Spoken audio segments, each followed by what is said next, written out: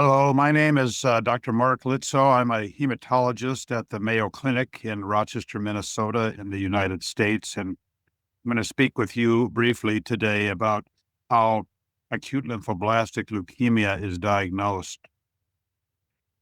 Patients that are developing acute lymphoblastic leukemia often present with symptoms of fatigue. Sometimes they can have sweating at night. They may have low-grade fevers. They may have swelling of some of their lymph nodes in their neck or under their arms or in the groin. Oftentimes, they can develop infections like bronchitis or colds, and these don't respond well to treatment or don't get controlled very easily. And all these symptoms can lead them to present to their doctor. Their doctor will likely do a blood test to test their white blood count, their platelet count. The platelets are the cells that help our blood to clot, and the red blood cells that carry oxygen. And often the blood counts will show low values for the hemoglobin and the platelet count. The white blood count can be variable. Sometimes it can be very high, way above normal, and that's because the leukemia cells that we call blast cells have come out of the bone marrow and are circulating in the blood. And so if a lot of blast cells are seen in the blood with a high white blood count, that would be very suspicious for a diagnosis of acute leukemia. Sometimes, however, the white blood count can be very low and not so many of the blast cells will be out in the blood. Still, a diagnosis of acute leukemia can be suspected, but other conditions may also be considered. So usually the next test that is done when a diagnosis of acute leukemia is suspected is a bone marrow biopsy. The bone marrow is your blood factory, your blood cell factory, I like to say. It's in the middle of your bones. As we get older, it's mostly in our pelvis, in our spine, in our bones near our hips and shoulders. We do bone marrow biopsies in the pelvic bone, in the back area just below the waistline. There's a couple of spots that on the pelvic bone that are close to the surface and are easily accessible. A bone marrow biopsy can be done under what's called conscious sedation, where you're asleep, similar to what's done if you would have a colonoscopy. And then you don't feel the procedure, which can be uncomfortable, can even be painful. In some instances, it may just be done with some numbing of the skin and down to the bone. A needle is passed then through the bone into the bone marrow cavity, and some of the bone marrow is sucked out. And then the needle is pushed a little further, and a piece of the bone marrow is taken out. We call that the biopsy. The marrow that we suck out, we call that the aspirate. So we do an aspirate and a biopsy.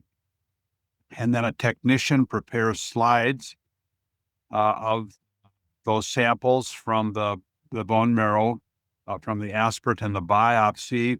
And these are then stained with different, what we call cytochemical stains, to show the different cells.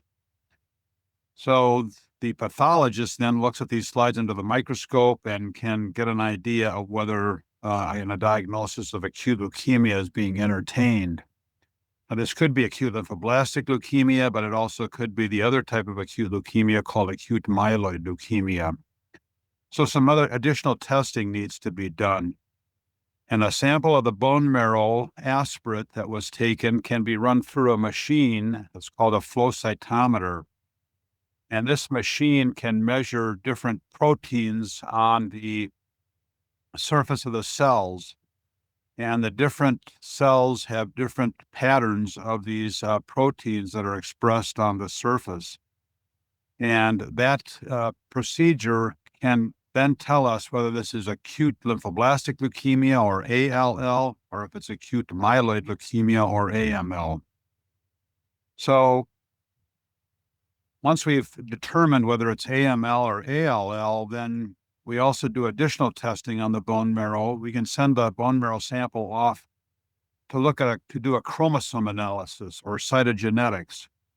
So most of the cells in our body have a set of chromosomes. There are 46. You get 23 from your mother and 23 from your father, and we can look for different patterns of abnormalities that can develop as the leukemia develops in these chromosomes. Sometimes they swap material. Sometimes a part of a chromosome gets lost.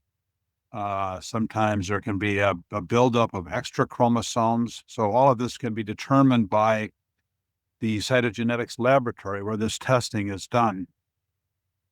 Then additional testing is done to look for molecular abnormalities, and these go along with the cytogenetics, but these are looking at individual genes and individual gene abnormalities that can further help us define the subtype of ALL, because there's many different subtypes of ALL. A major one is one that's called Philadelphia chromosome positive ALL. And that's because there's a chromosome abnormality. There's a swap between chromosomes number 9 and 22 that result in an abnormal gene that develops and can stimulate the cells to grow rapidly. And we like to determine whether that type of leukemia, this Philadelphia chromosome positive ALL, we say, is present, because we have special treatment for that. We have pills that we can use that can inhibit that abnormal gene. It inhibits the protein that the gene makes, and it causes the cells to stop growing, and it can inhibit their growth and help control the leukemia. There's also what's called Philadelphia chromosome-like. It looks like Philadelphia chromosome ALL, but it doesn't have the 922 swap of material, the 922 translocation. So that's why we say it's PH-like. But we know that can be a more stubborn ALL, and that can sometimes cause us to alter our treatment. So those are the main tests that are done to study the bone marrow. Now, sometimes with certain types of ALL, as I mentioned, the lymph nodes can enlarge. There's a gland in our chest called the thymus, and that produces thymocytes or T cells, acute lymphoblastic leukemia cells. This is one of the subtypes of ALL.